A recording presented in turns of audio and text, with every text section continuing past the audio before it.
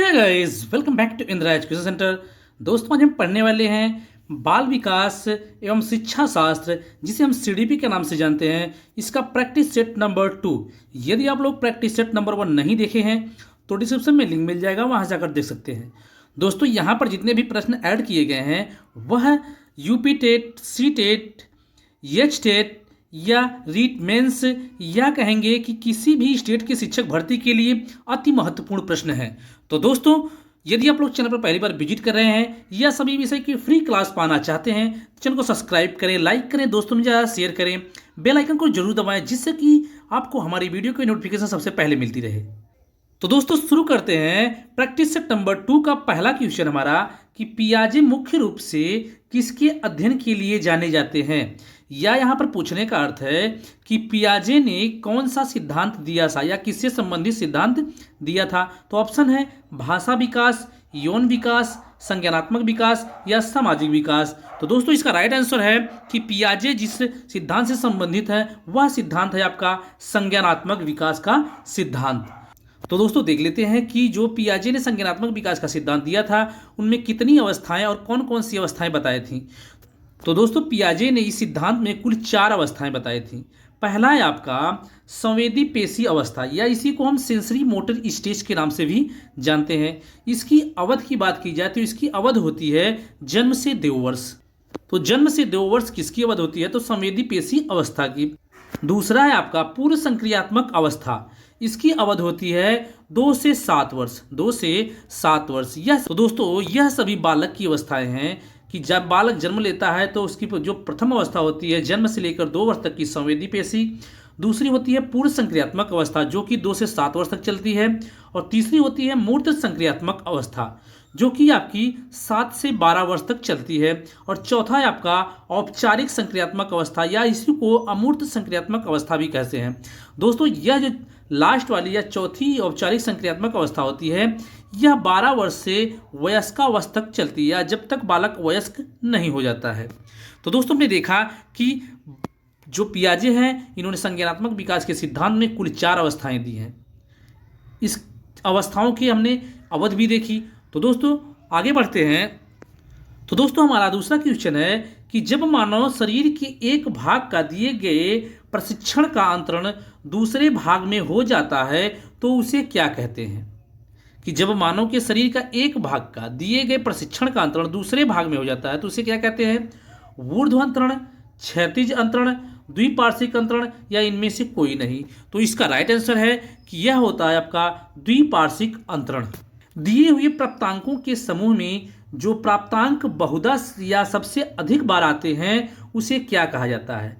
कि वहां पर मान लीजिए कि कोई प्राप्तांक दिया गया हो, जैसे 1 2 3 4 करके ऐसे दिया गया हो, तो पूछ रहा है कि जो उनमें सबसे अधिक बार आता है, जैसे 2 बार आया, 3 बार आया, या 4 5 बार आ गया, तो उसमें सबसे अधिक बार जो दिया होता है उसको हम क्या कहते हैं? तो बहुलांक, मध्यमान, मध्यांक या मानक विचलन।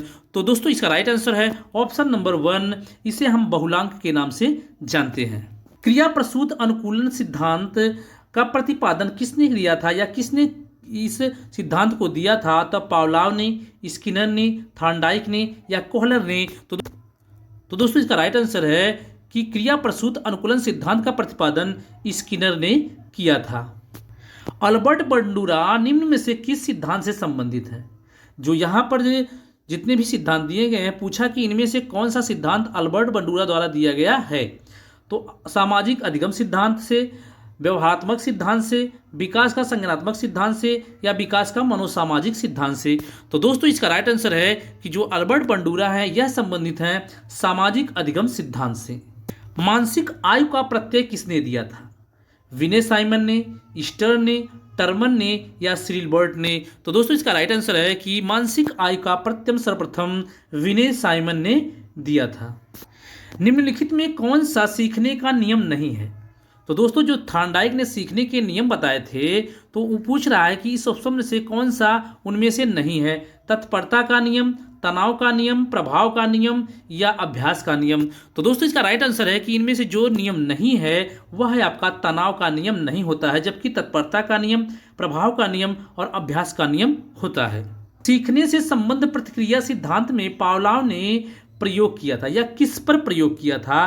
तो दोस्तों बिल्ली पर, कुत्ते पर, बंदर पर या चूहे पर? तो दोस्तों इसका राइट आंसर है कि जो सीखने से संबंधित प्रतिक्रिया सिद्धांत है या इसी को हम शास्त्रीय अनुबंधन सिद्धांत या अनुकूलित अनुक्रिया सिद्धांत भी कहते हैं। तो इसमें जो पावलोव ने प्रयोग किया था वह किया था आपके कुत्ते पर। किस पे? तो कुत्ते पर प्रयोग किया था। बिल्ली की बात की जाए तो बिल्ली पर थॉर्नडाइक ने प्रयोग किया था और चूहे पर स्किनर ने प्रयोग किया था, जबकि बंदर पर कोहलर ने प्रयोग किया था। बात की जाए कि शास्त्रीय अनुबंधन सिद्धांत कब दिया गया था? तो सन 1904 ईस्वी में। सूझ द्वारा सीखने के सिद्धांत का प्रतिपादन किसने किया था? तो दोस्तों पूछा है कि सूझ द्वारा सीखने का सिद्धांत का प्रतिपादन किसने किया था? थॉर्नडाइक ने, कोहलर ने, पावलोव ने या वुडवर्थ ने? तो दोस्तों इसका राइट आंसर है कि सूझ द्वारा सीखने का सिद्धांत जो दिया था वह दिया था आपके कोहलर ने। अभी हमने बताया कि कोहलर ने किस जानवर पर प्रयोग किया था? तो वह था एक भूखा चिंपैंजी या बंदर।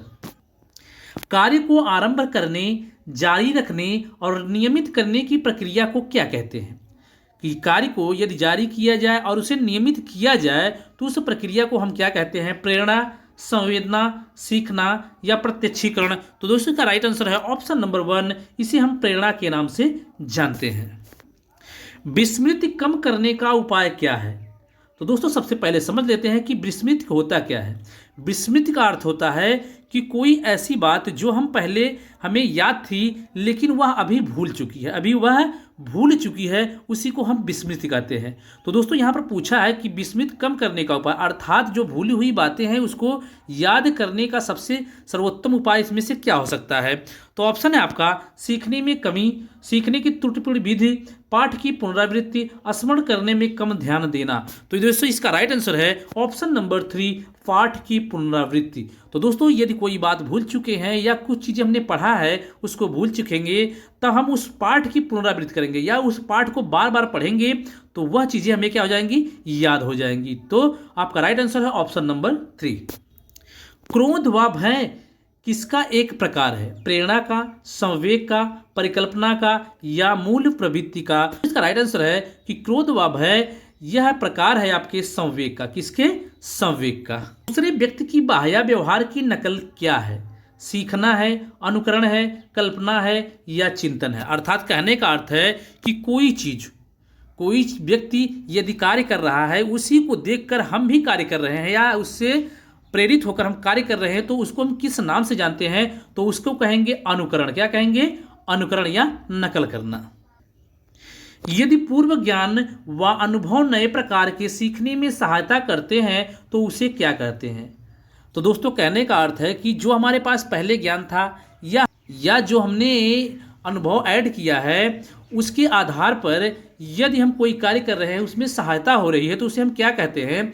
नकारात्मक प्रशिक्षण हस्तांतरण, सकारात्मक प्रशिक्षण हस्तांतरण, प्रशिक्षण हस्तांतरण या सीखना?